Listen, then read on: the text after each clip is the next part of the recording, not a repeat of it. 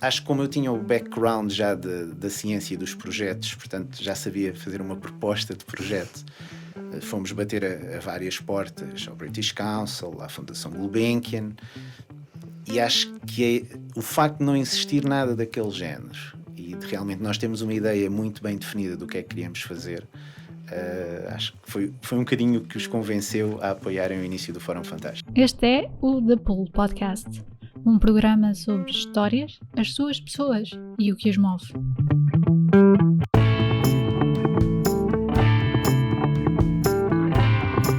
Hey guys, daqui é Kai Rocha e antes de começarmos queríamos dar a nota de que a equipa do The Pool está recolhida em casa e que este episódio foi gravado em estúdio muito antes do contexto onde nos encontramos agora.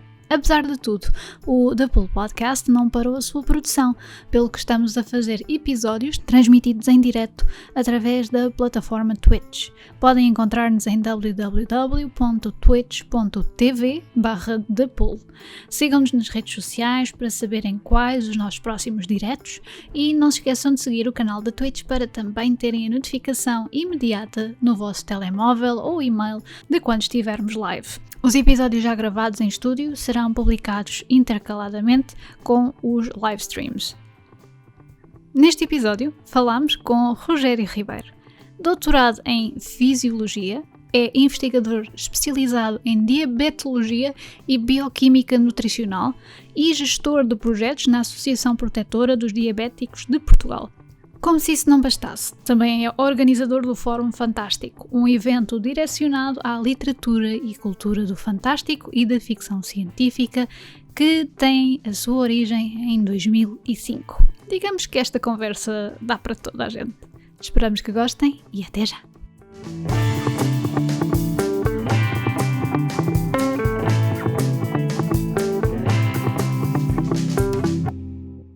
Tens alguma pergunta para... Não? Podemos começar? Sim. Ok, pronto. Portanto, para já, muito obrigada por teres vindo. Obrigado pelo convite. Ora, essa. Eu normalmente começo sempre por pedir para as pessoas convidadas para se apresentarem para quem não as conhece. Tu, num certo, digamos, um grupo de pessoas, eu acho que tu dispensas um bocado de apresentações. Não, mas para a maior parte das pessoas provavelmente não, ainda não chegámos a esse ponto. Nem vamos chegar, mas pronto, eu chamo-me Rogério Ribeiro. Na minha vida profissional sou cientista e depois tenho uma vida paralela, um bocado relacionada, imagino que seja essa que estás a falar, que é relacionado com o género fantástico, nomeadamente com o Fórum Fantástico, mas tenho feito muitas coisas até chegar ao Fórum Fantástico e em paralelo com o Fórum Fantástico. Ok. Vamos começar pelo primeiro, que é cientista. Sempre quiseste ser cientista? Sempre quis ser cientista. Provavelmente,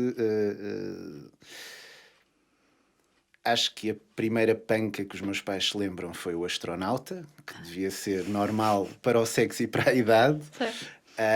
Mas acho que na realidade a ideia de ser astronauta era para ser cientista no espaço. Portanto, a ideia sempre foi ser cientista, sim. E como é que uma criança que quer ser cientista no espaço começa a perceber-se: espera, eu quero ir para o espaço e quero... Eu não queria ir para o espaço. Eu acho que rapidamente percebi que a cena do espaço era acessória e não sei se, entretanto, a parte da ficção científica não foi o arrumar o espaço. É sempre quando nós olhamos para trás, às vezes encontramos estas aparentes relações. A ideia, o foco sempre foi ser cientista e rapidamente foi ser biólogo. Portanto, tinha a ver com a biologia. Acho que provavelmente foi muito influenciado pelas séries de natureza e de ciência que via na altura na televisão. Se calhar agora já não vejo tanto, precisamente porque, pronto, a oferta televisiva era mais limitada, o que fazia com que, até pela falta de concorrência, as coisas pudessem ser feitas de outra maneira. Eu acho que hoje a televisão passou a ser um veículo de outras coisas. Não é que isso não continue a existir, e nomeadamente com o aparecimento do cabo, nós em princípio temos a oferta de tudo, mas é em princípio, depois as coisas são um bocadinho mais difíceis de se concretizar dessa maneira. Mas quando tu dizes biólogo, biologia, porque biologia é que eu obviamente não sou expert, mas eu tenho a ideia que a biologia é tipo uma disciplina super vasta. Exatamente. Houve alguma coisa na biologia que te despertou, ou foi mesmo só quero saber tudo? E só depois Eram é as que... ciências da vida. Ok. Ou seja, isso era o que me interessava mais. Depois, acho que, como tu dizes, e estou perfeitamente de acordo, é uma disciplina muito, muito vasta. E eu próprio andei um bocadinho perdido, até eventualmente bater nas ciências da saúde. Ok. Portanto, o curso que eu tirei foi Biologia de Investigação. Só o tirei porque de repente percebi que tinha que despachar aquilo, porque comecei a perceber o que é que queria fazer e não era bem aquilo que me estavam a ensinar na faculdade. Portanto, quando me apercebi disso, rapidamente o fiz, porque andava ali um bocadinho a mastigar, senti-me um bocadinho desmotivado, não era bem aquilo que eu tinha ido à procura. A estrutura do curso também não ajudava um bocadinho a pessoa a sentir-se perdida. Desde aí o curso foi muito remodelado. E quando comecei a colaborar num projeto na Faculdade de Ciências Médicas aqui em Lisboa, comecei a perceber, o que eu quero é biologia, o que eu quero são ciências da vida, mas eu quero isto aplicado à saúde. E a partir daí a coisa fez luz e o trajeto passou a ser completamente diferente. E foi por acaso que te apareceu esse projeto? Ou... É assim, o acaso, às vezes, Sim, nós tropeçamos sim, nele, não é? sim. Portanto, eu já sentia-me, como eu estava a dizer, muito desmotivado com o curso e andava ali a mastigar e então andava à procura de como a minha via era investigação e como queria mesmo fazer investigação, isso eu tinha percebido, comecei à procura de projetos, de locais onde eu pudesse começar a aprender a fazer investigação. Alguma investigação ou alguns projetos que eu tinha colaborado na faculdade também não tinha gostado muito da maneira de funcionar.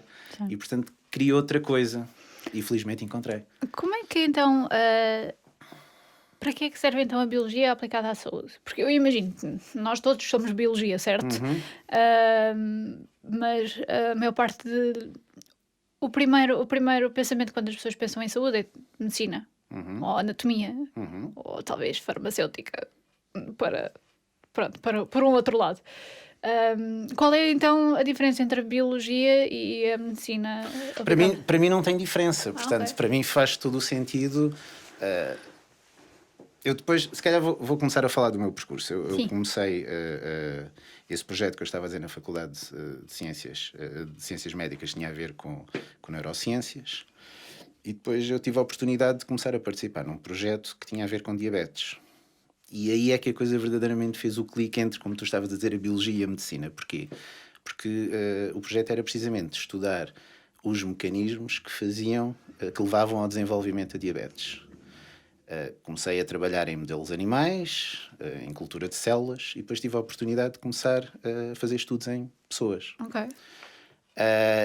E, mais uma vez, se a coisa já tinha começado a fazer bastante sentido, quando começo a trabalhar, nomeadamente na Associação Protetora dos Diabéticos de Portugal, que é uma associação de pessoas com diabetes, também uma associação que tem uma clínica que cuida das pessoas, mas também tem um centro de investigação.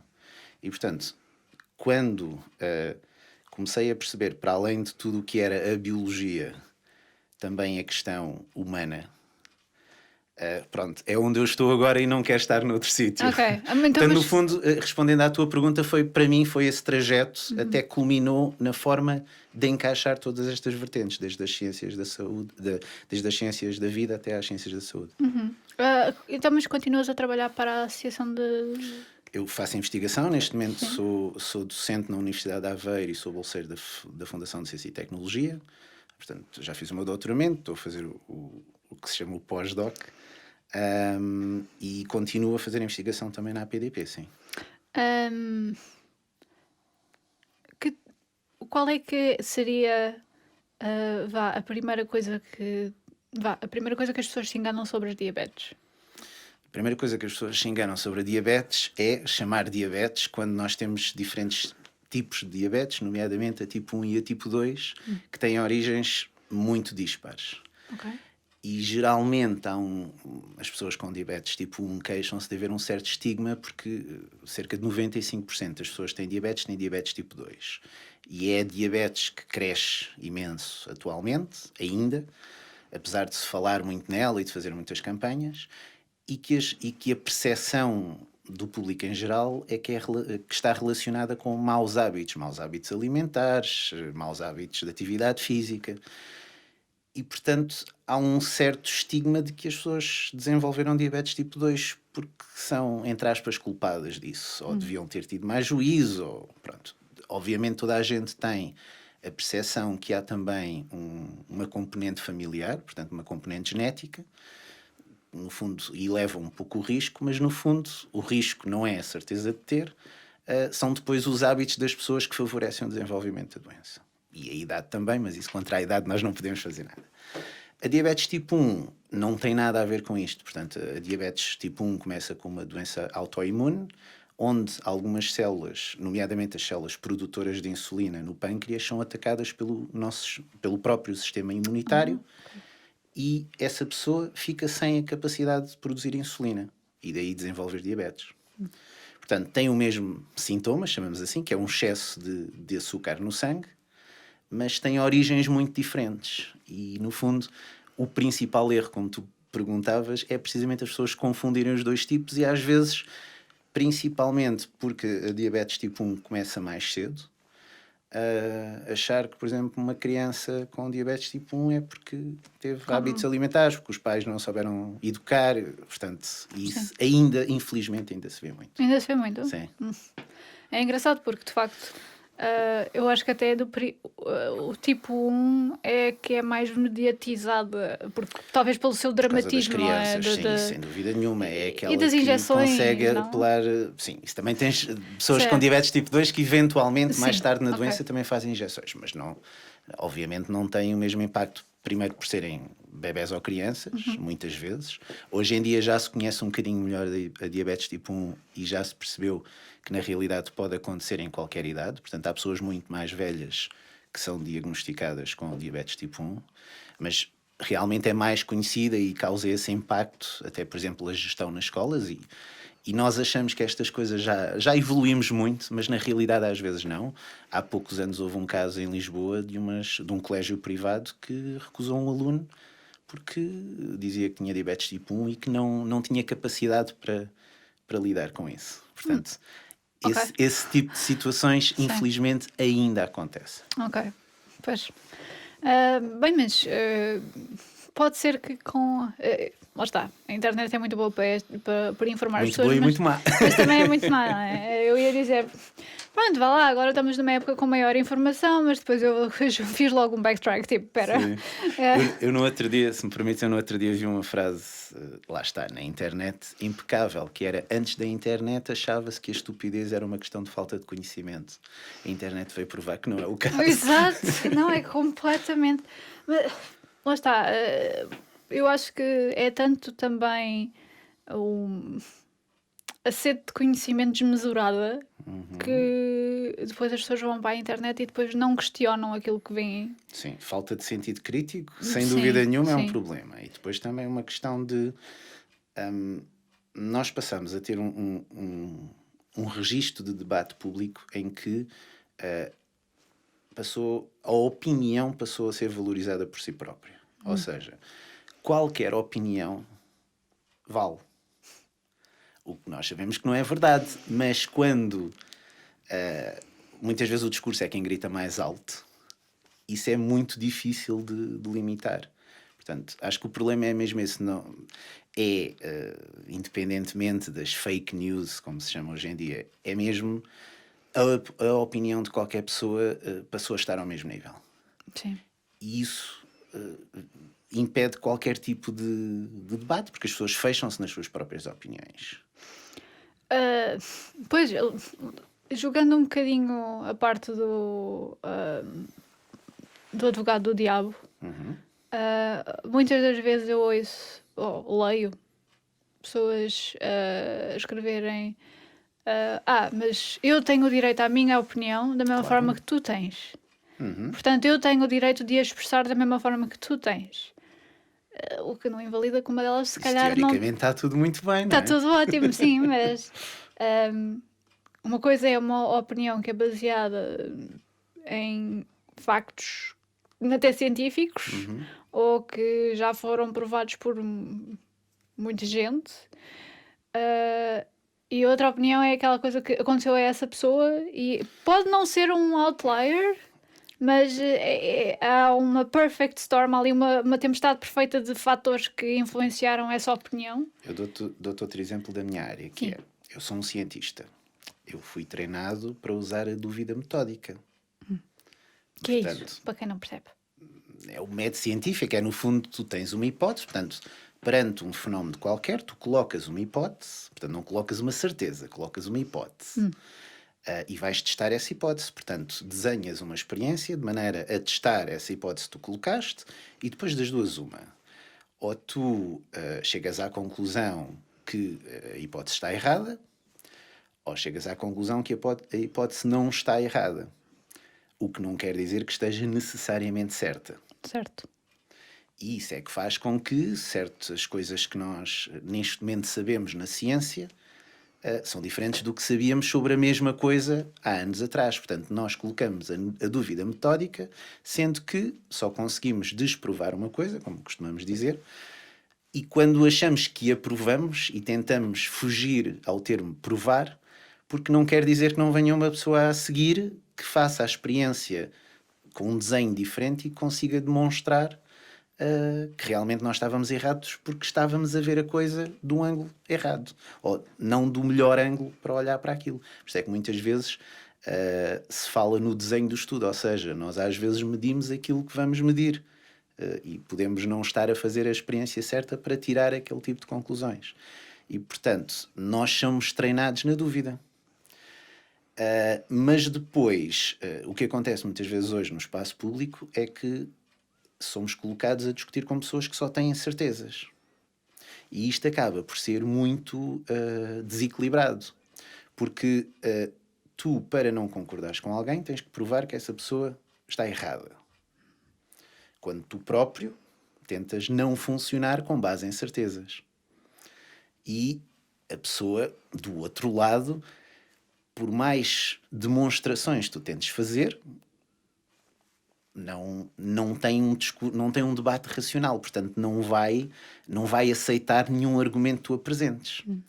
Mas como tu de qualquer maneira funcionas com essa certeza relativa e a outra pessoa funciona com certeza absoluta, quem esteja a ver de fora, a conclusão que muitas vezes tira é que quem tem a certeza absoluta é que deve estar correto. Pois. E, portanto, e depois, obviamente, há muitas efabulações à volta das coisas, não é? Hoje em dia, lá está, nada disto é novo por causa da internet. A internet simplesmente lhe deu outra visibilidade e, portanto, voltamos a ver pessoas a defender que a Terra é plana, coisas assim deste estilo. Mas adotando até um discurso próximo do discurso científico. Pois. Porque...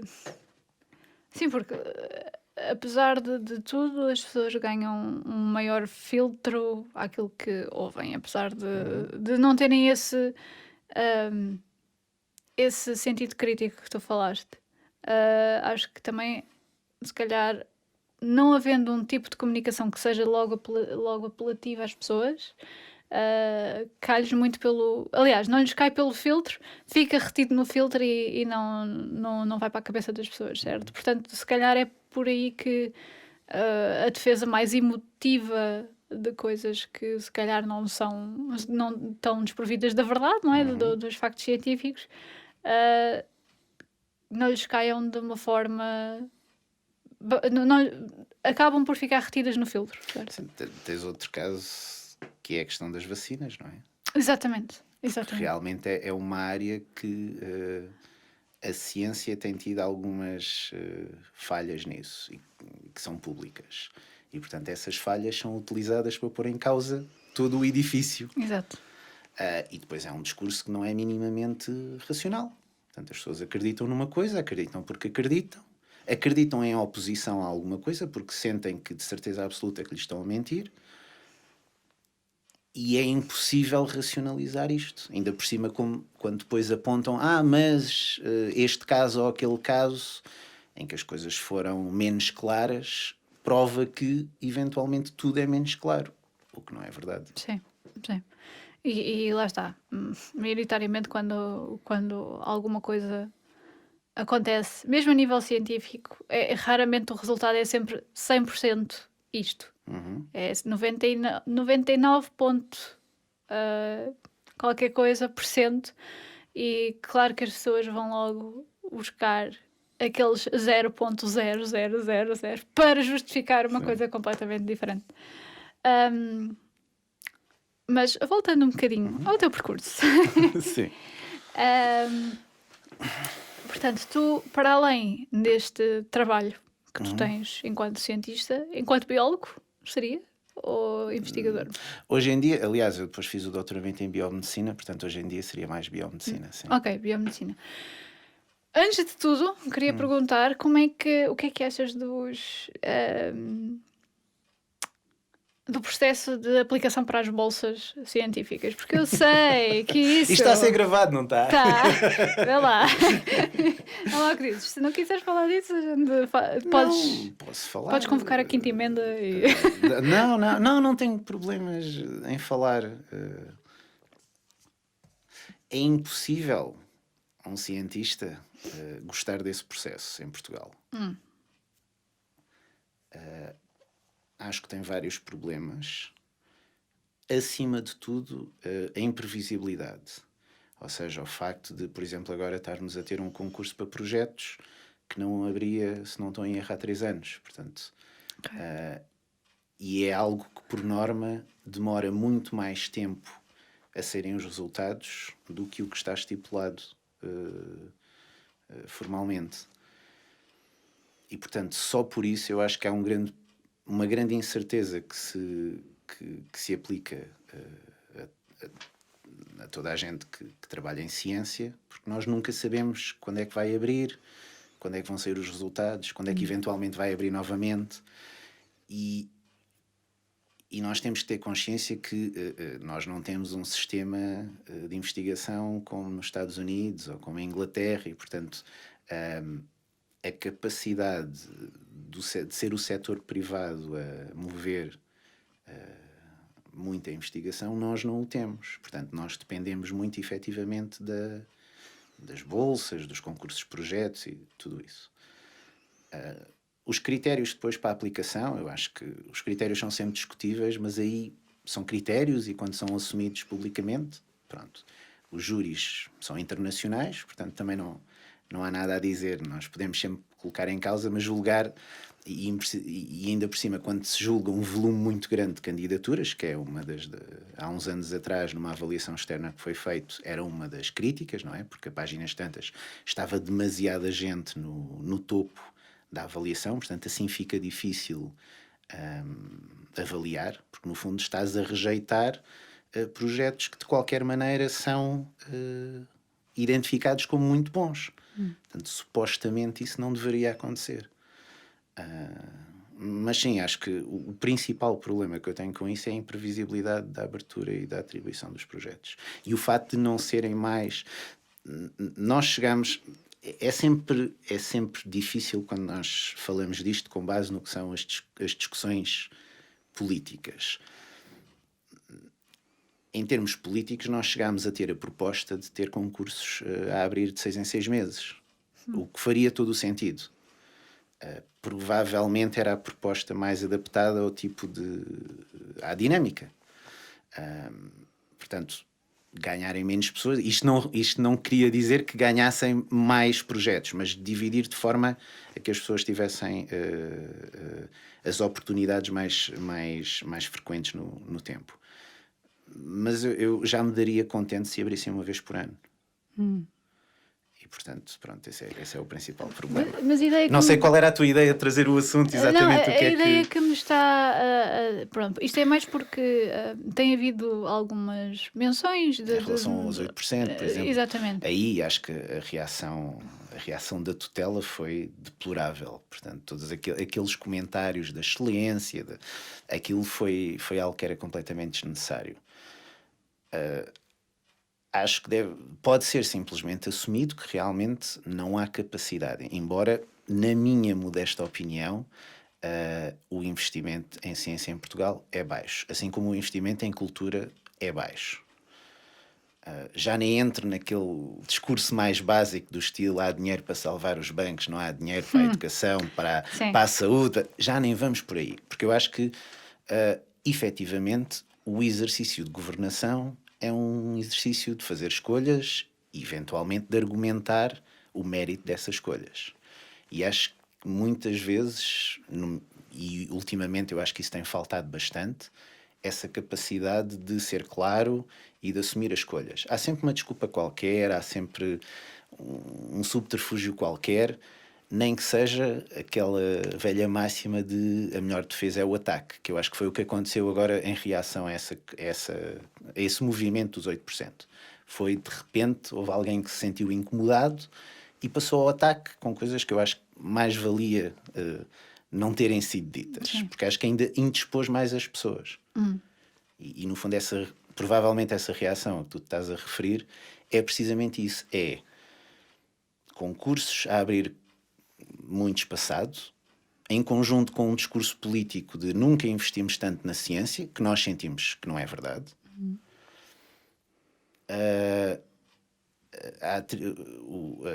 As pessoas, portanto, só os 8% receberem.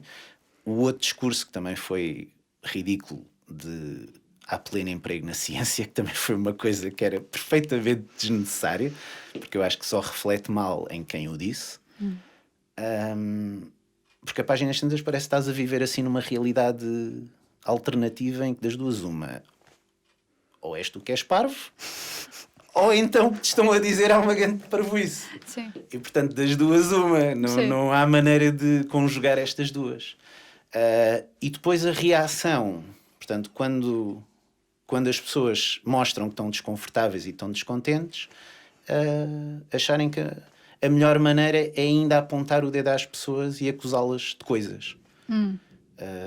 E pronto, e foi isso que eu acho que provocou que um mal-estar que era latente, mas que era relativamente silencioso, de repente tivesse borbulhado muito mais. Achas que não seria então possível fazer-se cá em Portugal aquilo que se faz lá fora, que é a privatização da parte... não de estar tudo dependente deste tipo de processos? Nós temos alguma investigação no setor privado. Sim. Acho que é muito... Como sistema, há coisas que eu acho que não faz sentido passarem para a esfera privada. Por todas as vantagens que estar na esfera pública tem. Claro. Tem parcialidade para várias coisas. Depois, como eu tinha dito há bocado, acho que temos o problema de não podemos passar isso para a parte privada, porque a parte privada não teria capacidade nem interesse, imagino eu. Há sempre a discussão da ciência aplicada e da ciência básica. Eu sou a favor de que a ciência básica tenha o seu valor e não existiria ciência aplicada sem haver ciência básica. Um dos problemas de entregar o assunto aos economistas é que os economistas não vão ver utilidade na ciência básica. E há muitos anos atrás, inclusivamente, houve uma polémica pública que tinha a ver com um estudo em lagartos da Costa da Caparica, em que alguém da área económica foi buscar esse exemplo para demonstrar que em Portugal se fazia muita ciência inútil e que se devia focar todo o financiamento em ciência que desse lucro no ano a seguir. Portanto, que é outra coisa muito complicada que hoje em dia é pedida à ciência, que é, de repente, a ciência ficou premiada pelo empreendedorismo. Startups, o discurso empreendedor, que na realidade não tem muito a ver com a ciência, apesar da ciência, por necessidade, se ter tentado adaptar cada vez mais a esse ecossistema. Mas na realidade estamos a falar de dois focos diferentes, duas maneiras de funcionar diferentes, e que também, e que eu estava a chamar isso porque às vezes a ciência tem esse problema, não é? A ciência, para ser financiada, tem que demonstrar em antecipação que vai ter um impacto brutal na sociedade, que vai ter um impacto brutal na atividade económica, portanto, cada vez mais nós somos financiados se conseguirmos demonstrar a alguém que vai ser uma maravilha, vai ser uma cornucópia da abundância, quando na realidade nós estamos a fazer ciência para testar hipóteses. Sim. Portanto, e então quando somos empurrados para o discurso empreendedor, pior ainda. Quer dizer, quantas startups da área da saúde é que eu tenho visto a ganhar prémios, a ganhar projetos, sem nunca ter nada de palpável. Nada, absolutamente nada. E, portanto, fica difícil, porque, mais uma vez, voltamos à história que a competição é injusta. Obviamente, na forma como as coisas funcionam hoje, quanto mais, vamos chamar glamour, não propriamente a palavra, mas à falta de uma melhor, quanto mais glamour tu conseguires colocar à volta da tua investigação, maior vai ser a probabilidade de que sejas financiado. Claro. E, portanto, é um bocadinho isso. Às vezes é comum vermos projetos a prometer coisas que nós já sabemos que... Mas as pessoas, se não o fizerem, vai ser mais difícil serem financiados. Portanto, a ciência, hoje em dia, eu acho que vive e o financiamento da ciência vivem um bocadinho esse dilema. Até porque se tornou uma indústria, não é? As pessoas vivem disso. É preciso ter um projeto, a seguir outro projeto, a seguir outro projeto. Nós, sei lá, eu perco a conta quantas dezenas de projetos é que eu submeto por ano. Portanto, entre bolsas, projetos, prémios, portanto, nós vivemos muito da atividade é estar à procura dos próximos financiamentos, para depois financiar as equipas, para financiar os laboratórios, portanto... Portanto, a vida de cientista por cá é complicada. Mas isso já toda a gente sabia, não é? Sim. Aliás, acho que é evidente que muita gente nos últimos anos tem saído dessa vida para outras vidas, precisamente por essa fragilidade. Pois. As pessoas viverem de bolsas, ou as pessoas terem um certo percurso e ao fim de uns anos podem ficar sem nada, ou ser-lhes dito, então, mas podem ir lá para fora. Que é o que eles fazem, muitas vezes. Aliás, nós todos, ou muitos de nós, em certas alturas da vida, vamos lá fora. E isso, obviamente, é algo muito positivo. Agora, não se pode esperar é que, principalmente, pessoas em etapas muito jovens da carreira e que vão lá para fora e que têm outras condições e que têm outra produtividade, precisamente por causa dessas outras condições, que depois, de repente, magicamente, queiram todos voltar. Eu acho que já temos vagas de imigração com características muito diferentes das que tínhamos há uns anos atrás, e eu temo que muitas dessas pessoas não voltam. Ou seja, o êxodo dos cérebros é para eles não voltarem. Sim, e às vezes quando voltam é uma volta nominal, não é? As pessoas de certa maneira mantêm-se lá e fazem de conta que têm cá nem digo um pezinho, têm um dedo do pé. Sim. Tem cá uma casa de férias.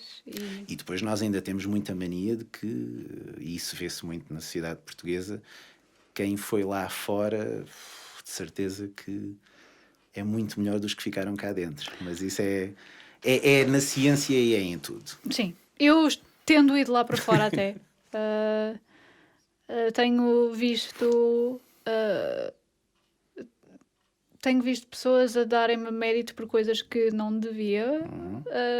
Não que, atenção, eu não tenha algum mérito também, mas no sentido em que alguém que tenha talvez mais até experiência ou especialização naquilo que eles fazem do que eu, como eu tive lá fora, como eu tive a experiência lá fora, e aí sim é que as pessoas valorizam muito mais.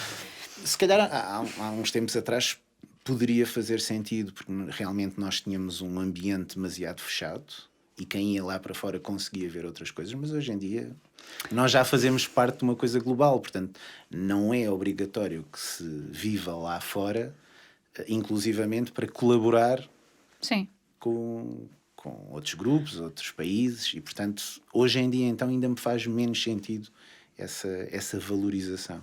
A única coisa que se calhar talvez chama um bocadinho a atenção, mas isto, lá está, seguindo o teu raciocínio, não é obrigatório irem lá para fora, é manter talvez uma mente aberta de que lá porque uma coisa se faz cá, não significa que seja a realidade no resto de todo o mundo. Mas lá está, isso Não, em aplica-se relação, em todo lado. deixa-me só esclarecer uma coisa. Eu acho que é muito bom ir lá fora. E eu fui, aconselho as pessoas a irem, porque viver outras experiências e outras realidades é muito enriquecedor. Não me parece é que o fato da pessoa ter, sei lá, no fim do seu curso, ter feito o doutoramento, ter vivido 5, 10 anos, de repente faça tanto essa diferença a ponto de ser uma coisa valorizada quase. Tens aquele selo, de repente passas para outro campeonato. Exato. Hoje em dia acho que essa diferenciação já não faz assim tanto sentido. Não. Mas pronto, isso é uma opinião Sim, própria. sim. Claro que depois, quando falamos em casos específicos, pode ser diferente, obviamente. Isso depois acho que Sim.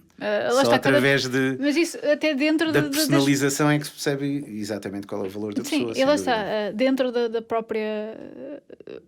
Vemos duas pessoas que ficaram cá e tiveram praticamente o mesmo tipo de experiência e durante o mesmo tipo de a quantidade de anos de experiência e podem ser completamente diferentes. Portanto, nesse aspecto, há uma grande variação de potenciais resultados que podem aparecer daí, não é? Eu acho que isto também vai um bocadinho das nossas vivências. Isso também tem a ver às vezes com testemunhar certas conversas em que de repente a pessoa vem de fora, pronto, é como se tudo o resto estivesse arrumado. Mas acho que isso tem muito a ver com o facto de nós não valorizarmos muito o que é português, não ligarmos muito ao que é nacional é bom. Não sei se é nosso, se é de todos os países. Quer dizer, todos os países não diria, porque há países em que se consideram muito acima dos outros. Sim. Mas sim, nós às vezes temos um bocadinho esse problema e temos também aquilo que é descrito muitas vezes, que é às vezes as pessoas andam um bocadinho a cantar para o deserto e quando passam a ser conhecidas lá fora, de repente cá toda a gente se interessa muito.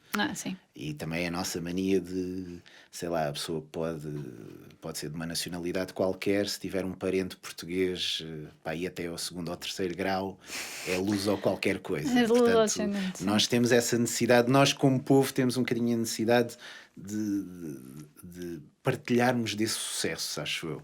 E isso acho que é um bocadinho transversal a toda a gente.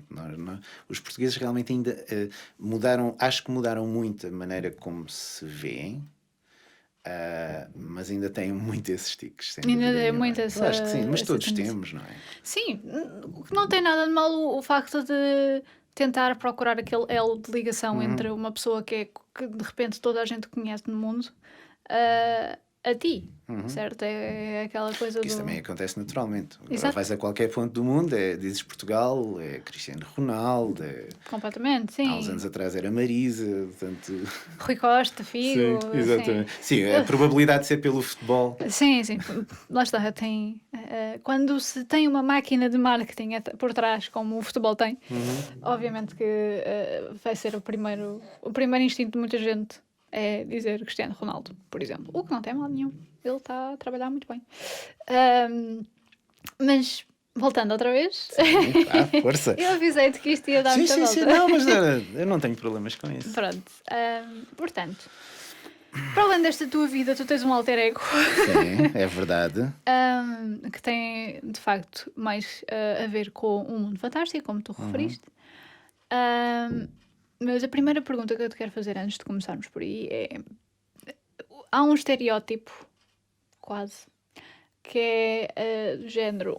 As pessoas ligadas às ciências e às tecnologias... Não tem nada a ver com as literaturas. Eu ia dizer, são as que gostam mais são as que gostam mais de sci-fi e dessas coisas. Porque eu estou a pensar, por exemplo, numa representação muito recente da coisa que provavelmente não é indicadora do resto do mundo, que é a série Big Bang Theory, que são os verdadeiros nerds também a falarem a discutirem, a debaterem sobre Senhores dos Anéis e afins, não é? Achas que há uma razão de ser para esse estereótipo? Ou achas que... Eu preferia que isso. Isso hoje em dia é verdade, mas eu acho que as coisas, quando se batem assim tanto, quando se tornam realmente disseminadas na sociedade, em que muitas vezes tens pessoas que nunca. Há aqui um Parece que temos monstro aqui uns qualquer. extraterrestres, sim. Há aqui um monstro qualquer. Em que tens pessoas que não acompanharam a história do género, que até àquele momento provavelmente torciam o nariz e achavam tudo aquilo uma grande parvoíce. E de repente apercebem-se que, mas espera aí, mas isto agora tornou-se a moda. E portanto aí o Big Bang veio mesmo no momento de também contribuir para essa onda em que esses nerds, esses geeks, como De tu repente dizes, é cool ser nerd. exatamente. E mesmo quem a vida toda gozou com os nerds, de repente faz questão de ser nerd. Portanto, esse é o primeiro disclaimer. Eu gostava que realmente as pessoas da área científica fossem pessoas naturalmente atraídas pela ficção científica. Durante a minha vida não foi o que eu testemunhei. Ok. Portanto, eu ainda sou do tempo dos geeks e dos nerds estarem no armário, digamos assim. Sim. E de serem apontados e tal, e não ser uma coisa cool, como dizias. E o que eu pensei que tu ias levar a tua pergunta é que nós sempre nos habituamos a que a área das ciências e a área das humanidades estavam muito separadas. Sim. As pessoas iam para humanidades que não gostavam de matemática, as pessoas que gostavam de ciências não gostavam particularmente de livros, e portanto eu sempre me lembro de ser das poucas pessoas que lia avidamente nas turmas em que estive ao longo da minha vida de estudante. Hoje em dia é completamente diferente e, portanto, já não consigo fazer essa distinção, mas acho que passou a ser uma coisa cool, portanto, passou a ser uma coisa para todos. Sim. E, O que não é mau. Não, o que não é nada mau. Sim. De maneira nenhuma. Sim. Às vezes, sendo da velha guarda, às vezes tem assim uns momentos de irritação, Sim. mas Tipo, estive aqui a batalhar para assim, que vocês... Não. Porque as pessoas continuam os mitos e, portanto, às vezes as pessoas, de tanto querer ser cool, estão a ir completamente ao lado, mas a achar que sim, que o discurso é aquele. Ok. Mas pronto, isso, como eu te digo, é só esses momentos de irritação. Só esses momentinhos. Mas isso é em qualquer coisa da vida. As pessoas gostam muito de se armar a isto ou aquilo. Sim. Eu ainda me lembro, porque eu, por exemplo, filha de professor de Educação Física, sempre fiz desporto desde os 3 anos. Acho que nem 3 anos tinha, portanto meteram-me na natação logo. Nem sabia andar, meteram-me a nadar. Pronto. Sempre fui conhecida como a Maria Rapaz que fazia desporto. E mais ou menos durante a minha vida quase toda, fazer desporto era uma coisa que era só para um tipo de pessoa. Ou vá, jogavas a bola no recreio e tal, mas ficavas por aí. Sim. Agora de repente é tudo a fazer running, cycling. Sim. Pronto, as modas são assim. O que para mim é tipo, haja modas mais assim, Sim. porque põem as pessoas de facto mais saudáveis. A QB, atenção, não vamos estar em exageros, que também há aquele fator de obsessão, não é? Mas por isso é que podemos voltar a este campo, porque outra coisa que obviamente me incomoda é a grande comercialização que há agora à volta disto. Portanto, muito destes mega eventos e desta perspectiva dos eventos serem para vender merchandising, é óbvio que isso não me atrai. Sim. E, portanto, é eventualmente outro, não é propriamente um aspecto negativo, mas é um aspecto muito importante hoje em dia, toda esta cultura pop, que a mim não me atrai precisamente porque para mim o género não é mais o conteúdo. Portanto, eu, por exemplo, em relação a uma série, mais depressa me interessa quem a escreveu do que propriamente se é o ator X, se é o ator Y, e conhecer o ator. Quer dizer, interessa-me é o conteúdo, as razões da história, quem a criou, e não propriamente a parte mediática do ator X ou dos bonecos e portanto todo esse mercado que se montou à volta do género. Sim. Mas por outro lado é aquela fase que é, se calhar, é um bocadinho uma pescada de rabo na boca, não é? Que é, de repente certas pessoas com proeminência começam a ter o à vontade de dizer eu jogo Dungeons and Dragons, ou eu...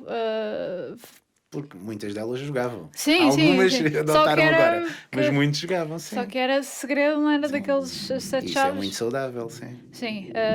O que depois faz com que haja pessoas que fiquem tipo, se esta pessoa também faz, que vão lá por imitação. vão lá por imitação e se calhar levanta-se uns aos outros. Não, e é bom, e é uma coisa que dá outras perspectivas a quem realmente faz estas coisas. Por exemplo, um dos campos que agora está a crescerem muito, inclusivamente em Portugal, é os jogos de tabuleiro. Exatamente. Portanto, inventados não, mas criados por portugueses. E com a possibilidade de entrar no mercado internacional. E, portanto, obviamente que isso não seria possível se continuassem limitados a meia dúzia de pessoas cá em Portugal. Sim. Portanto, isso é possível porque passou a haver todo este mercado internacional. Mas vamos então falar de como é que sempre foste geek, então? Ou vá? Sim. Sempre foste. Sempre fui. O que é que te despertou aquela coisa de porque há vários tipos de literatura, não é? Eu sempre gostei muito de literatura, desde que aprendi a ler e aprendi a ler muito cedo. Acho que já fui para a escola a ler alguma coisa. E dentro da literatura sempre me senti muito atraído para a literatura de aventuras e para esta literatura de género. Se calhar foi um sinal, eu no ciclo em que todos tínhamos alcunhas, a minha alcunha era cientista louco, portanto já dava um sinal. Para, sim. Sim. E obviamente aí, para além da literatura, era também, portanto, eu nessa altura, era a altura, sei lá, na televisão da série original do Battlestar Galactica, por exemplo, e portanto que era uma coisa que para nós miúdos tinha muito, muito impacto. E portanto a literatura em conjugação com essas séries, com o Star Trek original, com o Battlestar Galactica, portanto isso foi criando aí realmente um gosto pelo género. Depois veio o gosto pela banda desenhada. E depois houve ali uma altura que eu acho que acontece sempre, portanto, há o que nós chamamos a altura de ouro, que é ali à volta dos 10, 14 anos, que é realmente quando se desenvolve o gosto. E depois eu, durante uns anos, praticamente deixei de ler.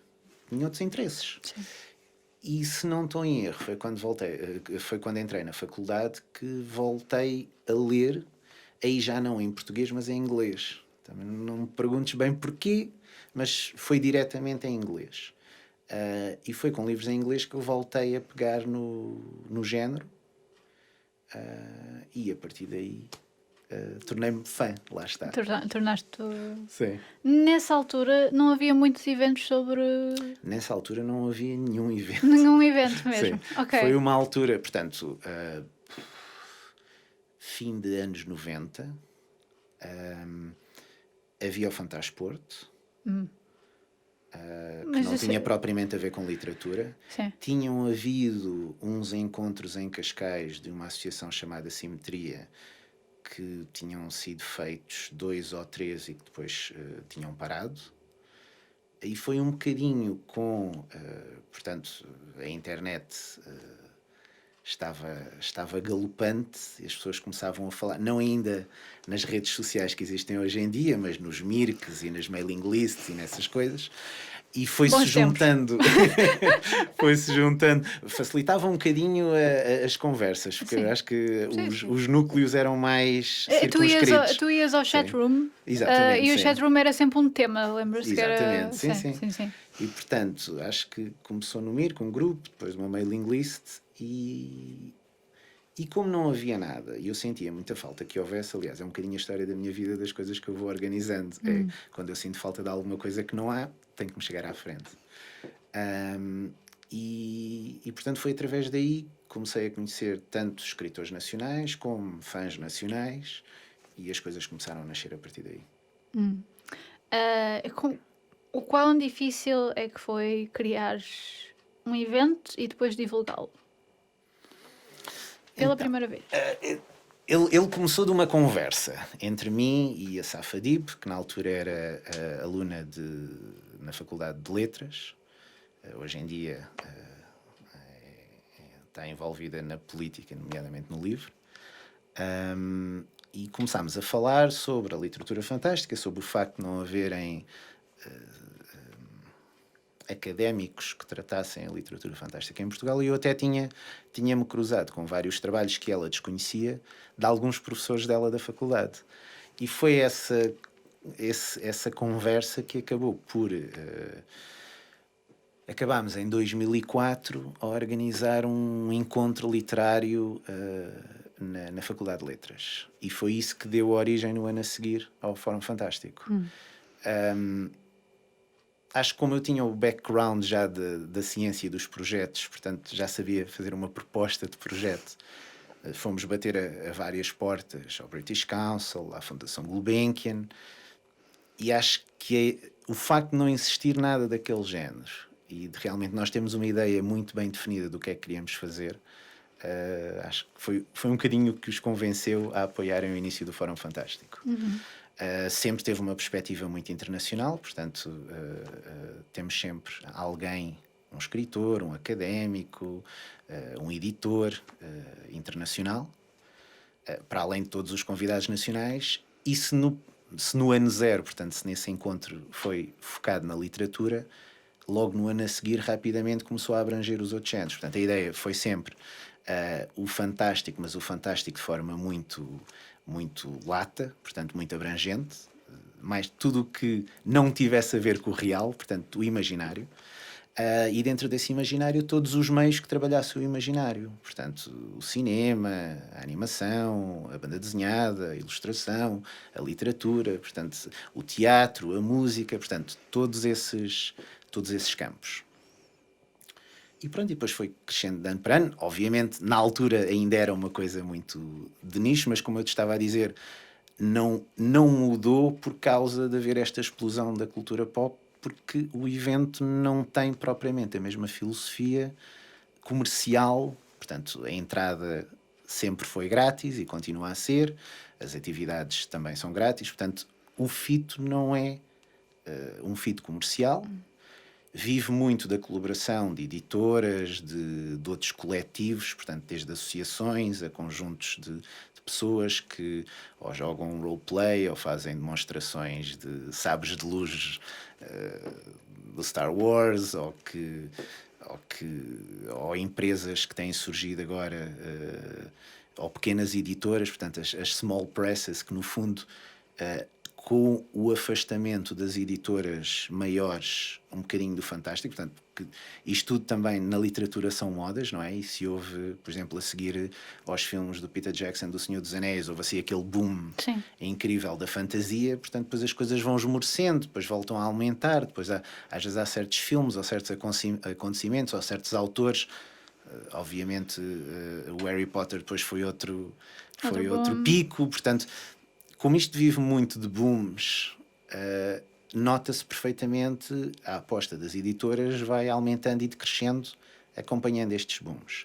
E, por exemplo, no momento atual, não é que não continuem a existir editoras maiores que vão lançando alguns títulos, mas nota-se perfeitamente que em alturas destas vão-se defendendo mais, por exemplo, com os livros que têm a ver com as séries de televisão ou com os filmes que vão saindo. Na realidade têm sido as pequenas editoras que têm sustentado mais, nomeadamente a criação nacional na área da literatura do fantástico. E portanto é com a ajuda e com a colaboração de todas essas entidades, obviamente nós portanto o ano zero foi na Faculdade de Letras, o primeiro ano foi na Biblioteca Municipal de Telheiras, com o apoio da Rede de Bibliotecas de Lisboa. E hoje em dia continua a ser feito com o apoio da BLX e também o apoio precioso da Junta de Freguesia do Lumiar. E portanto é com a colaboração de todas estas entidades que nós temos conseguido manter o evento vivo e temos conseguido manter o evento grátis, livre, de entrada livre, sim. Portanto, tu nesses eventos Ou então o que é que acontece? Portanto, tens Tens palestras, tens lançamentos, tens exibição, tens exposições, tens exibição de filmes, tens sessões de autógrafos, tens workshops, tens masterclasses, portanto a ideia é ter ao máximo, portanto, nós focamos muito nos criadores, como eu estava, não tenho nada contra atores ou contra, não tenho nada contra essas profissões, mas a ideia, a filosofia base do fórum é focar-se na criação e nos criadores. Também para ir picar um bocadinho aquela cabecinha que criou o mundo, não? Não, e acho que ao longo dos anos uma das coisas que mais me enche de alegria é ver projetos a tomarem forma que já nos aconteceu várias vezes, começaram em conversas de pessoas que não se conheciam antes de irem ao fórum, terem-se cruzado no fórum, terem começado a falar e de repente nascem projetos que já nos têm acontecido passado 1 ano ou 2, que são apresentados no formato final no fórum. E, portanto, esse tipo de, sejam livros, sejam filmes, sejam o tipo de criações, isso obviamente enche mesmo o coração, não é? Sim. O que é que... Quem é que gostarias de ter num fórum fantástico que ainda não tiveste a oportunidade de ter? Posso dizer um que adorei ter. Não, obviamente tenho gostado, de um modo geral, todos os autores.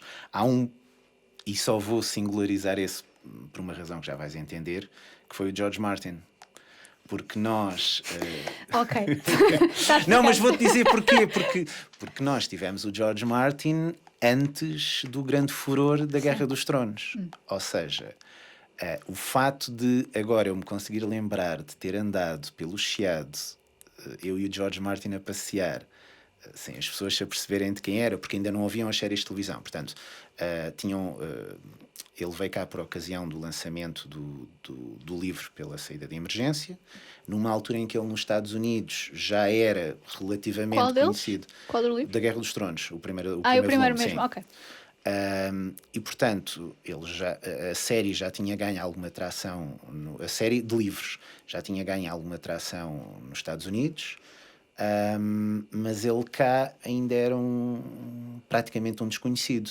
Havia sempre aquele gancho dele ter sido argumentista da série da Bela e do Monstro, mas na realidade ele cá, as pessoas acabavam por reconhecê-lo mais por causa dessa série, que muita gente ainda se lembrava, do que propriamente pelos livros.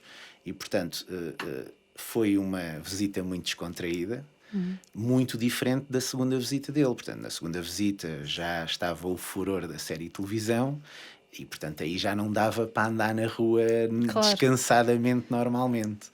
E, portanto, só te vou singularizar esse. Sim. Olha, posso dizer outro que também foi muito engraçado, porque teve assim umas peripécias diplomáticas. Um escritor sérvio, o Zoran Živković, foi a primeira vez que ele veio à Europa. E era numa altura em que o trânsito fora e dentro da Europa não era tão facilitado como é hoje em dia. E, por exemplo, para ele obter o visto da Sérvia era necessário que ele fosse, sei lá, às 5 da manhã para uma fila à porta da embaixada portuguesa para obter o visto, coisa que ele não iria fazer. E, portanto, contactámos o Ministério dos Negócios Estrangeiros, contactámos a embaixada portuguesa na Sérvia, portanto... Conseguimos realmente uma colaboração excelente da embaixada e foi possível fazer, no fundo, um convite cultural para vir a Portugal. E, portanto, foi a única maneira. Ele tinha acabado de ganhar o World Fantasy Award, portanto, realmente até foi numa altura excelente. E também me lembro particularmente precisamente por causa dessas peripécias. A parte logística. A parte logística, sim. E se calhar um bocadinho, isso foi logo na segunda edição, se calhar aquela descontração que tu tens quando és mais novo e depois acho que vais perdendo um bocadinho, que é, falas com quem for preciso, telefonas para onde for preciso e acho que com esta idade, já não é tanto assim. A sério? Com uma Há quem lata diga que é o tremenda. contrário. Não, eu acho que começas a ficar mais autoconsciente do estilo. Não, nunca vou telefonar diretamente para o embaixador. Do estilo, não faz sentido. E naquela altura, não. Olha, é possível falar com o embaixador. Mas eu acho que isso é uma coisa que é tipo, é um crescendo da autoconsciência que depois começa também a descer. Eu que é tipo, provavelmente ainda não atingi essa idade, que é aquela do eu já tenho idade para fazer o que eu quiser e sim, já escapo com tudo. Pronto. Acho que te dou razão. Eu estou naquela parte do pico. no extremamente autoconsciente e Sim. um bocadinho mais formal, mas naquela altura. Sim, também é aquela coisa do. Era preciso fazia-se, que tudo aquilo era muito natural. Hoje em dia eu acho que já teria assim um bocadinho mais de autoconsciência. De autoconsciência, vou estar sim. a falar com esta pessoa, ok. Porque é que hão de estar a olhar, prestar-me atenção. Eu percebo isso perfeitamente. Sim, mas portanto antecipo muito a idade em que possa começar a fazer essas coisas outra vez, com uma grande lata e descontração. Eu acho que isso acho que essa idade aparece em sítios diferentes na vida de cada pessoa. Também tem a ver com a quantidade de experiência que a pessoa tem durante a própria vida e, portanto, eu imagino, com tantos eventos que tu andas a organizar, se calhar já estás a chegar a uma parte que é tipo, já fiz tantos telefonemas, o que é mais um? Estou a precisar de ficar um bocado mais relaxado né? com isso. Pergunta, outra pergunta que é o que é que achas que...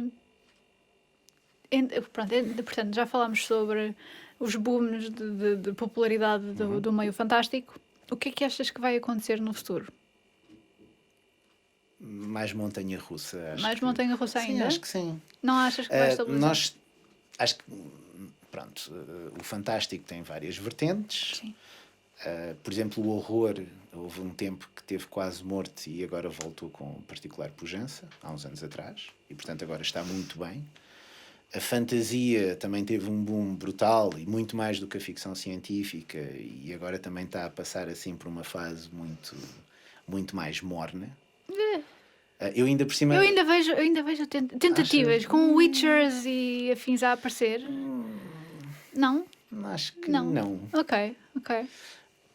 Tu és mais expert do que eu, até. Não, mas eu detesto a palavra expert, a sério. Expert é a melhor maneira da pessoa estar a emitir uma opinião cheia de importância e estar a falhar redondamente, portanto... Ok. A ficção científica tem tido uma vida um bocadinho mais atribulada, ou seja, acho que em Portugal não é uma coisa muito natural, porque as pessoas geralmente têm alguma distância da ciência. É paradoxal que os filmes de ficção científica, portanto, agora diferenciando os filmes da literatura, os filmes de ficção científica há muitos anos que estão no topo. Sim. Mas a literatura não consegue acompanhar isso. O que é bem diferente do que acontece, por exemplo, com a fantasia. Acho que muito por força da evolução dos efeitos especiais, realmente a ficção científica tornou-se uma coisa apelativa no cinema. Mas o tipo de raciocínio que exige à pessoa na literatura já é. E depois é aquele problema que eu te dizia da idade de ouro da ficção científica, que é o público-alvo para se apaixonar pela ficção científica é a minha teoria que basicamente mudou-se para os videojogos. Certo. Por isso também, neste momento, tens muitos escritores de ficção científica a passar a ser argumentistas de jogos de computador. E, portanto, quando me perguntam há sempre aquele chavão da ficção científica está a morrer, eu acho que não está a morrer, mudou, foi um bocadinho de sítio. Mas que isto não foi saudável para a literatura de ficção científica, isso não foi de certeza. Pois, a literatura passou a ser um argumento, não é? Uma narrativa. Não, e neste momento, antigamente tinhas jogos basicamente de shoot 'em up, não era? Era só tiros. Neste momento tem jogos com um argumento muito desenvolvido, não é? Sim. Portanto, nota-se. Alguns também passaram para a banda desenhada, porque a banda desenhada também está num boom muito interessante, inclusivamente em Portugal. Em Portugal também tem tido assim uns picos umas vagas, agora está assim num ponto médio mais. Vamos ver como é que evolui também com muitas experiências de autores nacionais no estrangeiro e, portanto, que abriram muito a possibilidade de mercado. O que é que achas que é a diferença então entre eu não quero dizer o mercado, mas a cena fantástica cá em Portugal versus lá fora? Achas que... A dimensão. Pronto, tirando a dimensão, não Sim. é? Eu costumo dizer, nós em Portugal, por exemplo, se olhar para os subgéneros de fantástico, nós temos tudo, temos um escritor de cada coisa. Pronto. Portanto, é mesmo a dimensão. Havendo essa passagem para os videojogos e para o cinema, isso ainda é mais evidente em Portugal, porque ainda dificulta mais a criação literária. Mas pronto, vão acontecendo assim umas coisas, como eu estava a dizer, há algumas pequenas editoras, como por exemplo a Divergência, que tem feito assim, um grande trabalho em... O problema da literatura é o mesmo problema da bicicleta, não é? Se nós não andarmos de bicicleta, não aprendemos a andar de bicicleta. A literatura é se tu não praticares, e tu não vais praticar se não publicares e se não fores lida, porque rapidamente perdes um bocadinho a vontade. E portanto, naquelas alturas em que não houve formas de saída, de publicação, as pessoas pararam de escrever. E, portanto, foram, no fundo, essas pequenas editoras que estão a apostar muito, novamente, algo que já se viu noutras alturas, as antologias, que acabam por ser uma excelente maneira. Por um lado, não são um risco editorial e financeiro tão grande, porque, obviamente, isto, por mais pequena que seja a editora, é preciso investimento, não é? Portanto, as antologias acabam por ser uma maneira relativamente segura, sendo que a antologia, em princípio, não é um formato que funcione muito bem em Portugal. As pessoas gostam mais de um livro do que propriamente de um conjunto de contos. Okay. E há muito aquela regra de que as antologias em Portugal não são uma boa aposta. A sério? Mas dentro de género são uma boa maneira de começar a criar alguma dimensão na escrita e de motivar as pessoas e das pessoas verem mais rapidamente as coisas saírem. E, portanto, editoras como a Divergência têm apostado muito nisso. Porque lá está, porque não tem sido raro a abertura de concursos para romance em que depois o júri não escolhe nenhuma das obras submetidas, precisamente por falta de qualidade. Essa falta de qualidade muitas vezes tem a ver com a falta de prática. Portanto, as pessoas mandam obras muito imaturas ou muito coladas ao registro cinematográfico, portanto, começamos a ler a história e começamos a perceber que aquilo é alguém que viu o filme X ou a série Y e está simplesmente a fazer uma obra muito aproximada. Sim. Enquanto, por exemplo, voltamos à questão da dimensão. Lá fora tens muita gente a escrever fanfiction, portanto, e que muitas vezes é uma escola para eventualmente escreverem as suas próprias obras. Temos, aliás, um ótimo mau exemplo, que é o Twilight, que começou exatamente com fanfiction. Acho que era de quê? Era de Harry Potter? Não faço. Eu acho que sim. Ia dizer que não faço a mínima ideia, mas tenho noção dessa conversa. Género, sim. Mas depois também é uma questão de faixa etária, não é? Eu tenho os meus booms. Sim. Por exemplo, obviamente o Twilight apanhei, mas já não apanhei com aquele investimento. Sim. Se tivesse tido outra idade nessa altura. Claro. E acho que isto sou eu a ouvir porque acho que o próprio 50 Shades of Grey foi também tirado de uma fanfiction de Twilight. É bem capaz. Portanto, já há aí uma catadupa de coisas. E pronto, mas seja como for, acho que não é uma questão do fanfiction ser uma excelente escola, eu acho que o praticar é uma excelente escola. Se for com essa desculpa e com essa motivação, vamos a isso. Sim, e há que... Depois há quem diga, mas estás-te a apropriar de personagens de pessoas de outras pessoas. Ou de settings de outras pessoas.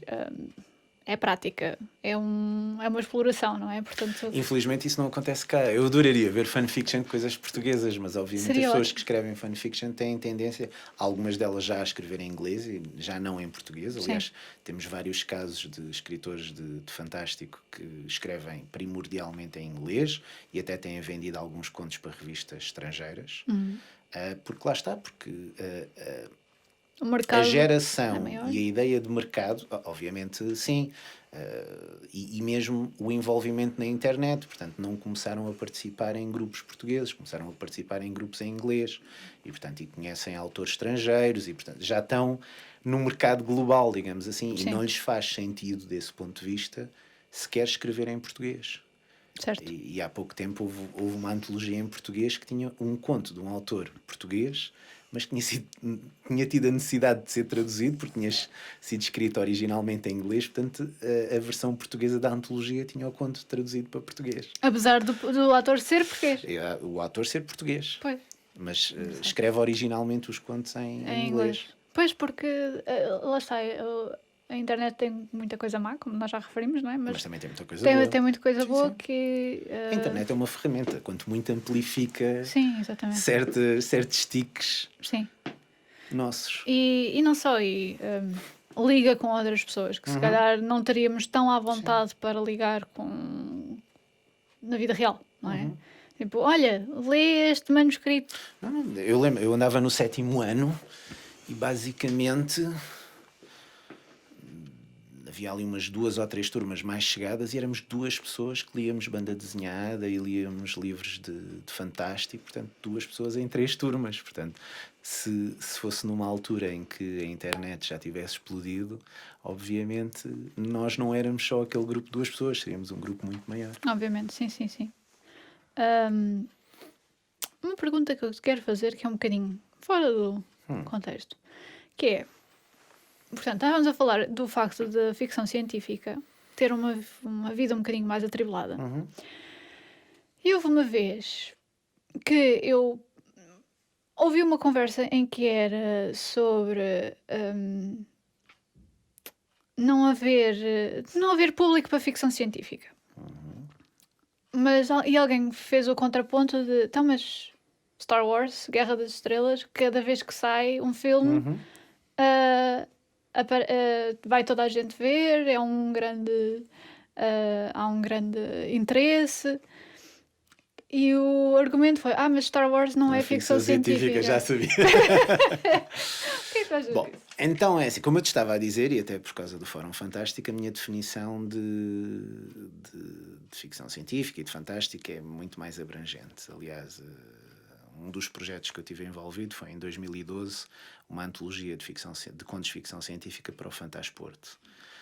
E aí senti essa questão, que era a antologia era assumidamente ficção científica e eu, como editor, algumas das coisas que incluí eram um bocadinho mais a tocar o surrealismo até do que coisas, sei lá, coisas que seriam mais aproximadas ao Donnie Darko. Sim. Pronto. E o Donnie Darko se calhar foi mau exemplo, porque o Donnie Darko consegue mostrar facilmente onde é que está a componente de ficção científica, mas eram coisas que não tinham necessariamente a ciência tão metida ao barulho. E a reação de alguns leitores foi: isto não é ficção científica. O Star Wars é um caso paradigmático dessa discussão. A mim não me preocupa tanto discutir se isso é ficção científica ou não, se é ficção científica light. Muitas vezes, e há uma definição de um editor americano, o Damon Knight, que dizia que ficção científica é aquilo para o qual eu aponto e digo que é ficção científica. E ele arrumava, e estávamos para aí nos anos 50, portanto a discussão já veio desde a Gênese. Consigo perceber porque é que às vezes é dito que não é ficção científica, porque obviamente a lógica, a construção da história é muito diferente da ficção científica pura e dura. Mas também não tenho problema nenhum em olhar para aquilo como... agora muitas vezes faz a diferenciação entre ficção científica e sci-fi. Às vezes dá jeito isso. Portanto, o sci-fi é uma coisa mais leve, virada para o entretenimento, que não se preocupa em ter explosões no espaço. Enquanto, em comparação, o 2001, do Kubrick é uma ficção científica porque respeita, portanto não põe em causa o que nós conhecemos da ciência e até faz algumas extrapolações para o futuro. Portanto, se queremos ter uma interpretação muito restrita do que é ficção científica e que, de certa maneira, a ficção científica ser quase uma extrapolação da ciência, portanto não pode pôr em causa tudo o que nós conhecemos hoje em dia, isso é uma forma de ver a coisa. Se a ideia é meter no mesmo saco o sci-fi e a ficção científica, então obviamente Star Wars é ficção científica. Sim. Portanto, não me preocupa tanto essa discussão, porque acho que é uma discussão um bocadinho fundamentalista e que na realidade uma das coisas que nós aprendemos em biologia é que o ser humano tem a necessidade de pôr coisinhas em caixas, com um rótulozinho. Isso é das primeiras coisas que nós aprendemos em biologia. E que as caixinhas e os rótulos muitas vezes são subjetivos. Depende um bocadinho de como é que nós classificamos as coisas. Certo. Isto nós aprendemos logo no primeiro ano em Biologia, quando damos várias classificações. Não é que os seres vivos não sejam os mesmos, estão arrumados de maneiras diferentes, com critérios diferentes. E essa discussão às vezes é completamente estéril, porque mesmo que seja informada, chega a um ponto em que há uma diferença de opinião. Depende muito do que é que tu... E daí o Damon Knight ter tido necessidade de fazer... Pronto, há um momento em que... Pronto, ok, não vale a pena. E pronto, e a partir do momento em que se cunha o termo, depois as pessoas que vêm a seguir podem começar a usar o termo de maneira diferente. Interessa assim tanto? Se calhar não. Pois. E portanto, eu acho que se nota perfeitamente quais são as influências que foram cristalizadas ali no Star Wars, principalmente nos primeiros filmes de George Lucas. Tanto que agora com a série do Mandalorian é engraçado que se vão... foi-se fazer um registro ainda mais bem definido das influências do Western Spaghetti, por exemplo, que... Eu ia dizer que eu sou um bocadinho nerd de artes marciais. Olá, David, se me estiveres a ouvir, que ele já veio cá, o David Cordeiro, que é stand double cá. E praticamente a conversa que ele teve cá comigo foi nós a fazermos autêntico nerdismo de cenas de lutas de filmes. Mas uma coisa que eu sempre pensei, e se calhar eu nunca tinha associado até ao momento em que foi uma altura em que eu revisitei aqueles filmes antigos que nem sequer eram os Spaghetti Westerns, eram os filmes de Kurosawa. Portanto, sim, que eram mesmo aqueles filmes dos samurais. Sim. Muito antigos, ainda em preto e branco. Que eu revia muito, até a forma como os Jedi se vestem. Tipo, aquilo é a vestimenta de um samurai. O que é que está aqui a passar? Só depois de ter feito essa revista é tipo, espera, isto foi mesmo bebido daquilo. Portanto, por isso é que eu às vezes percebo o facto das pessoas dizerem aquilo não é bem ficção científica, porque se calhar na parte atrás da cabeça delas está lá qualquer coisa tipo, não, eu já vi isto em algum lado, há aqui qualquer coisa. Por isso é que houve uma altura em que o George Lucas teve necessidade de criar ali uma coisa pseudocientífica por trás, que eu acho que ainda piorou mais a questão. A cena dos midi-chlorians. Sim, exatamente. Mas pronto, foi um bocadinho para calar a coisa e pôr ali uma cola qualquer. Sim. Eu acho que a ficção científica tem uma coisa que para mim é muito importante. E eu, muitas vezes, como editor e revisor, é das coisas que eu mais chamo a atenção aos escritores, que é... tu necessitas de uma certa consistência interna. Ou seja, lá por ser ficção científica, há muitas pessoas que tentam escrever ficção científica numa de isto é ficção científica, anything goes. A gente pode dizer o que nos apetecer, que já sabe que isto não é verdade, marcha tudo. Mas se tu não tiveres essa consistência interna, se tu começas a escrever uma coisa e a seguir começas a escrever outra que nega completamente aquilo que tu escreveste só porque dá jeito, isso aliena o leitor. E, portanto, é essa a diferença. Eu posso perfeitamente criar um mundo com midi-chlorians. Depois tenho que obedecer às regras que eu estabeleço. E as regras são as que eu quiser, mas não posso, a meio da história, de repente dar um pinote naquilo e de repente nada daquilo faz sentido. Portanto, eu acho que a mensagem aí não é tanto respeito à ciência ou não, é tu podes inventar a ciência que quiseres. Mas tens é que respeitar as regras do mundo que criaste. E isso muitas vezes, principalmente nos escritores mais novos e nos escritores que se pegam muito ao registro cinematográfico, é essa falta de consistência que se vê. Porque as pessoas têm na cabeça delas que qualquer coisa serve. Para terminarmos aqui um bocadinho, qual é que seria o primeiro conselho, para além desse, que darias a alguém dizer, epá, eu tenho ideia de uma história, seja fantástica, seja ficção científica, e quero começar, pronto, já tenho a coisa escrita, o que é que eu faço agora? Ponho online? Sim. Podes enviar para editoras, nomeadamente essas pequenas editoras. Não é muito fácil, muitas vezes, as grandes editoras sequer receberes resposta, mas dessas pequenas editoras recebes de certeza. Depois há algumas oficinas de escrita, alguns grupos de escritores. Acima de tudo se queres escrever, convém também leres. E toda a gente começa a escrever imitando alguém. Portanto, a questão do imitar, as pessoas têm que aprender, e uma das maneiras de aprenderem é lerem o que outros escreveram, perceber o que é que gostam mais, o que é que eventualmente se adapta ao seu estilo, depois praticar, nem que seja... Voltamos ao George Martin. George Martin, quando esteve cá em Portugal, uma das palestras, contou abertamente que eu comecei a minha carreira de escritor a imitar Jack Vance. Ali que ele fazia as histórias mais ou menos com a mesma estrutura e tal, e ia fazendo a mão.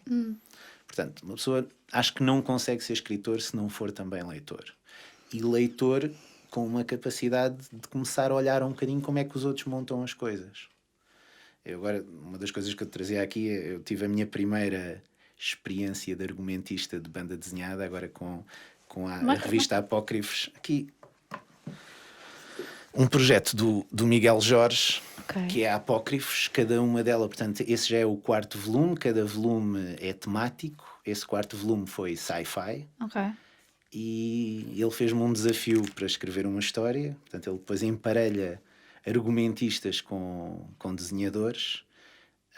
Eu estou a espreitar, para quem não estiver a ver no vídeo, eu estou aqui a espreitar para já a qualidade do papel é... Sim, a edição é fantástica. Sim. Ele já tinha estado envolvido há muitos anos num outro projeto que, por exemplo, para mim como leitor foi muito impactante, que foi o Arte 9, que era uma revista de banda desenhada que se vendia nas bancas de jornal. E agora ele tem essa Apócrifos, todos os anos tem lançado um volume. Esse, portanto, como eu estava a dizer, esse é o sci-fi, o próximo vai ser a temática monstro. Ok. E quando é que sai? E sai no próximo Fórum Fantástico, em outubro. Ok. Portanto, já agora o Fórum Fantástico este ano vai ser de 9 a 11 de outubro, também na Biblioteca Municipal de Telheiras. E ele fez-me o desafio para escrever uma história sci-fi, e foi numa altura em que eu tinha ido numa viagem à África, e portanto fez-me sentido fazer uma história de tons africanos. E depois acabei por ter a brutal honra de ser emparelhado com o Aires Mel, e ter saído uma história que eu acho do ponto de vista gráfico está maravilhosa. Onde é que ela está?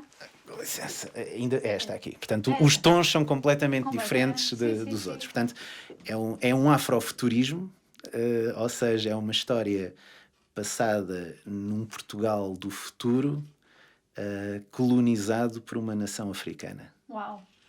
Ok. E que me deu um prazer enorme fazer. E já não sei porque é que estávamos a falar disto, perdi-me completamente. Já percebeste que eu sou tão babado por isso que acho que me perdi na... Mas vamos falar só um bocadinho. Isto porquê? Porque estavas a dar conselhos a pessoas que gostariam de escrever. E eu estou um bocado embasbacada por estas linhas. Sim, a arte dele é fantástica. A arte é fantástica. Pronto, o argumento, como eu estou a dizer, foi a primeira experiência que eu tive assim a esse nível, e depois de o ter feito, acho que é aquele sentimento de começa a aprender o que é que devia ter feito diferente. Sim. E pronto. Mas lá está, se calhar outro... Outro conselho que se calhar se daria, mas isso lá está, aplica-se a qualquer criador de qualquer coisa, que é para nunca pensar que o trabalho dele está acabado. Ou seja, uma pessoa está sempre em um processo Não, constante pelo de melhoria, contrário, se não tu é? achares isso, tu podes sempre melhorar, mas é na obra a seguir, porque acho que é Exato. um problema principalmente, e com esta coisa da lusofonia, é engraçado que, em termos de literatura fantástica, vê-se um comportamento muito diferente, por exemplo, entre brasileiros e portugueses, que ao longo dos anos tem havido muita comunicação entre os fãs portugueses e os fãs brasileiros, que é os escritores brasileiros têm uma produtividade muito maior porque escrevem e põem na rua. Submetem a fanzines ou submetem a editoras. Já agora podíamos também falar de fanzines porque é algo que já existiu há um tempo atrás. Neste momento o que existe eventualmente desse estilo já não é um fanzine, é uma revista, que é a revista Bang. Por acaso eu também estive envolvido no nascimento da Bang. Portanto, hoje em dia a Bang continua a ser uma revista da saída de emergência que até passou a ser distribuída grátis nas lojas da FNAC. Há muitos anos atrás a Bang foi uma revista, eu fazia alguns fanzines e fui convidado pelo Luís Corte Real então para fundar com ele a Bang. E foi uma revista que era paga, que se vendia nas livrarias, peço perdão, e que na altura não resultou precisamente porque não havia capacidade de mercado, portanto, e também uma coisa engraçada, porque as livrarias escondiam a revista. Porque era uma revista, não era cena de livraria. Livraria é para vender livros. Ok. E aconteceu-me até o caso caricato, por exemplo, na Bertrand do Chiado, de entrar, saber que a revista era suposto estar à venda e não a ter visto em lado nenhum, perguntar no balcão. Primeiro disseram-me que não havia, nem sabiam o que era. E eu disse, não, desculpe, mas eu sei que foi distribuído aqui. E de repente procuraram, estava guardada por baixo da caixa registradora.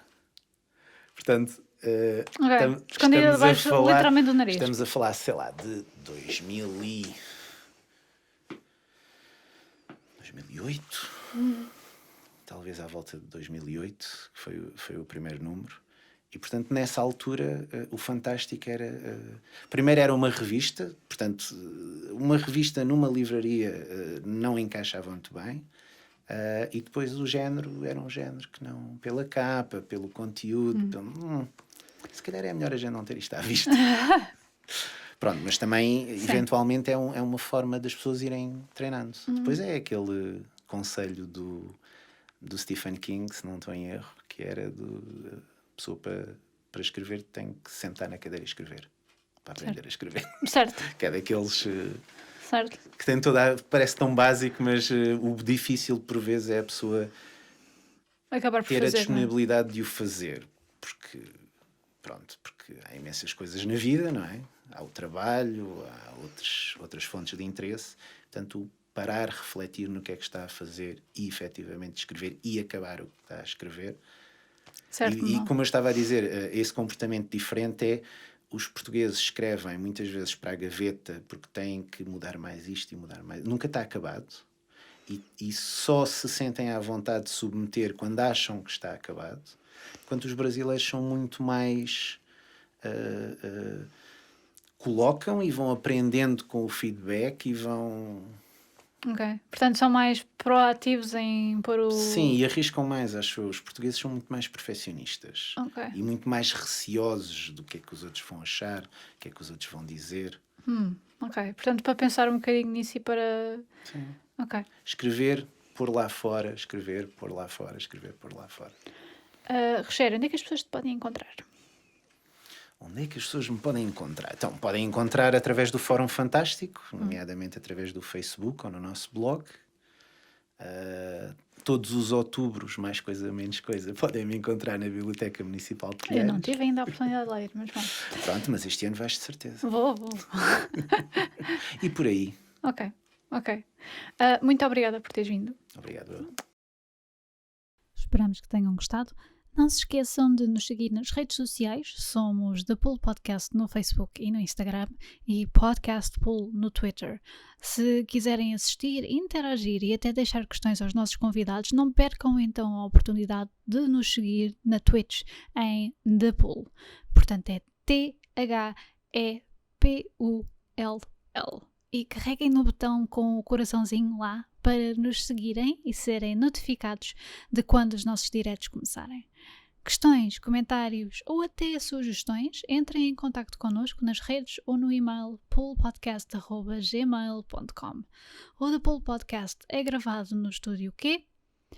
Edição, captação de som e vídeo por José Garcia, fotografia por José Garcia, ilustrações da Joana Rolo, o jingle, a autoria do Miguel Nicolau e eu sou a Kai Rocha. Esperamos que tenham gostado e até já!